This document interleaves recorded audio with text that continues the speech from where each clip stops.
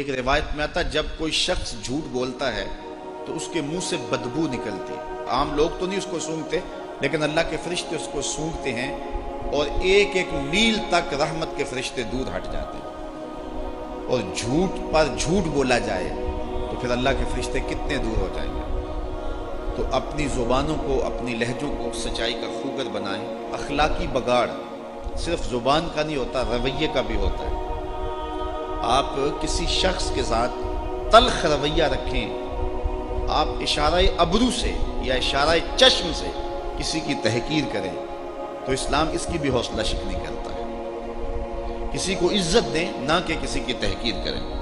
اسی طرح جو ہے وہ حسد ہے، بغض ہے، کینے ہیں، نفرتیں ہیں، جو کہ آج ہم اپنے سینوں کے اندر پالے ہوئے ہیں، اور ایک دوسرے سے ہماری دوریاں، ہماری نفرتیں اس قدر پروان چڑھی ہیں کہ ہم ہر وقت خود اذیت میں مبتلا ہیں۔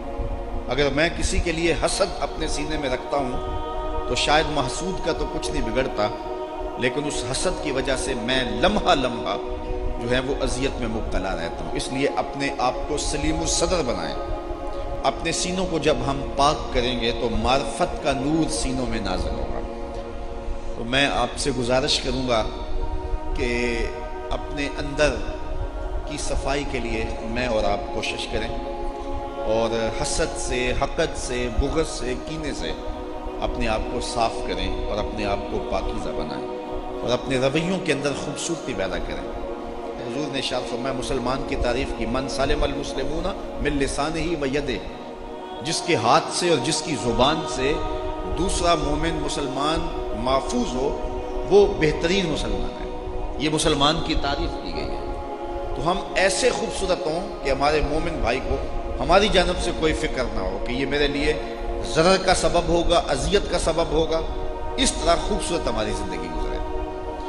جب ہم کسی کو کہتے ہیں نا السلام علیکم، یہ تحیت المسلم ہے، تو اس کا مطلب ہی ہے، یہ کسی کو ضمانت دینا ہے کہ تیری عزت، تیری آبرو، تیرا مال، تیری جان میری جانب سے محفوظ ہے۔ السلام علیکم، تیرے اوپر میری جانب سے سلامتی ہو۔ اور وہ جواب میں کیا کہتا ہے؟ وعلیکم السلام، اگر میرے بھائی تو مجھے ضمانت دے رہا ہے تو میری جانب سے بھی بے خوف ہو جائے۔ لیکن یہ ہم اگر زبان سے روز 10 مرتبہ ملیں اور 10 مرتبہ کہیں، اور ہمارا مقصد اور ہمارا کام ایک دوسرے کی جڑیں کاٹنا ہو، تو پھر ہم اپنے قول کی تردید کر رہے ہیں۔ تو ہم نے یہ کام کرنا ہے کہ ہم اخلاقیات سیکھنی ہیں اور برے اخلاق سے اپنے آپ کو بچا کے رکھنا ہے۔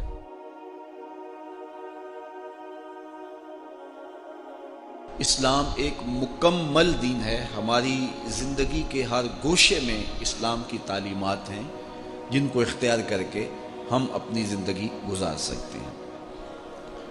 ہم کچھ چیزیں اسلام سے لیتے ہیں، کچھ چیزیں اپنی برادری سے لیتے ہیں، کچھ اپنی مشرقی روایات کو اختیار کرتے ہیں، کچھ چیزیں ہم مغرب سے وصول کی ہیں، اور ایک معجون مرکب ہے جو اضطراب اور بے چینی کا سبب ہے۔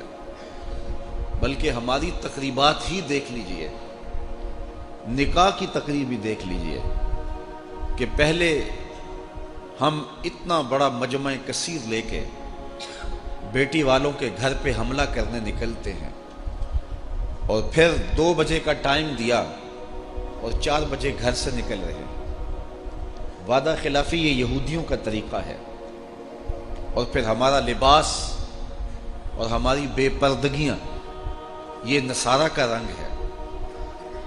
پھر بھنگڑے ڈالنے لگے۔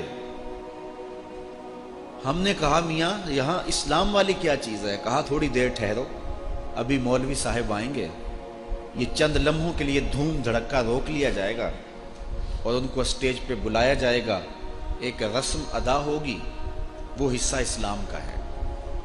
مولوی صاحب نکلیں گے، پھر وہی کچھ شروع ہو جائے گا، اور ہماری شادیاں، ہمارے بیاہ، ہماری تقریبات، اور اگر آپ میرے سے ناراض نہ ہوں تو ہماری محافل نعت بھی دیکھ لیں، ہمارے عرس بھی دیکھ لیں، ہماری مجالس بھی دیکھ لیں، کہ مہمان خصوصی ایک شرابی ہوگا اور تہجد گزار